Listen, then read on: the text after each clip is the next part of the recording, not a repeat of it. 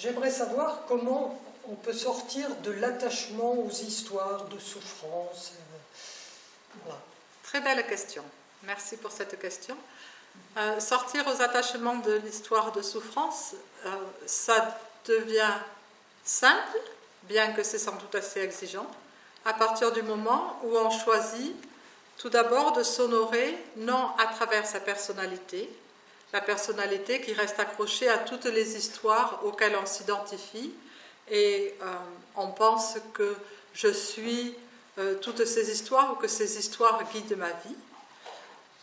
Au-delà de la personnalité, il y a notre essence. Notre essence, c'est ce que chaque être est, par nature et dans sa beauté. On pourrait presque dire, ou dire tout à fait d'ailleurs, dans sa divinité, cet être de simplicité, de transparence, qui est l'unicité de l'être unique, de l'être qui est le tout. À partir du moment où on s'identifie non à sa personnalité, mais à son essence, ce qui prédomine, c'est la plénitude, un sentiment profond de joie permanente, pas une joie qui est la joie hilare, on s'amuse bien parce qu'il y a tel événement, mais la joie profonde qui est justement la nature de l'être. Et à partir de cette joie, de cette plénitude, qui n'est pas un ressenti, mais qui est la permanence de ce que je suis, toute histoire perd pas complètement de son sens, mais de son ampleur, de son poids. Il reste encore la vie avec les événements, et bien sûr, sortir de l'histoire de souffrance, ça ne voudrait pas dire qu'on se retire quelque part et qu'on devient complètement indifférent à tous les événements de la vie.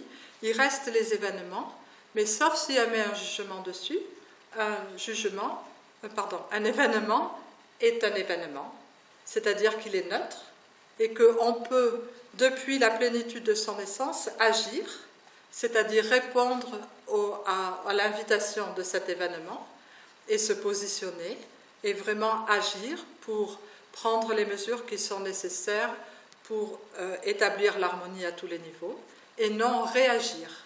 Réagir, c'est le corps de souffrance ou l'ego qui va toujours réagir. Réagir, c'est enfermer. Agir depuis la plénitude et depuis la joie, c'est un acte spontané, générateur de vie, de bonheur, même de plénitude. C'est un acte créateur. Mais comment atteindre cette plénitude?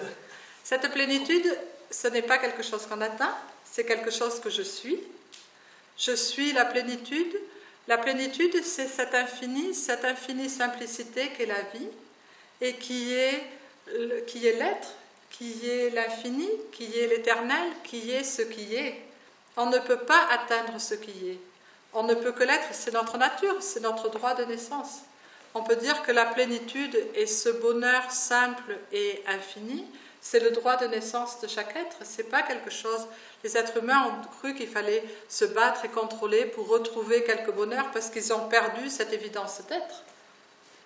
Mais la plénitude, c'est ce que je suis. Et une fois qu'on a enlevé les voiles de la personnalité qui couvrent cette simple essence de l'être, ce que je suis apparaît dans sa simplicité et ce que je suis apparaît dans sa plénitude. Encore une fois, pas comme un ressenti, mais comme la nature. Merci.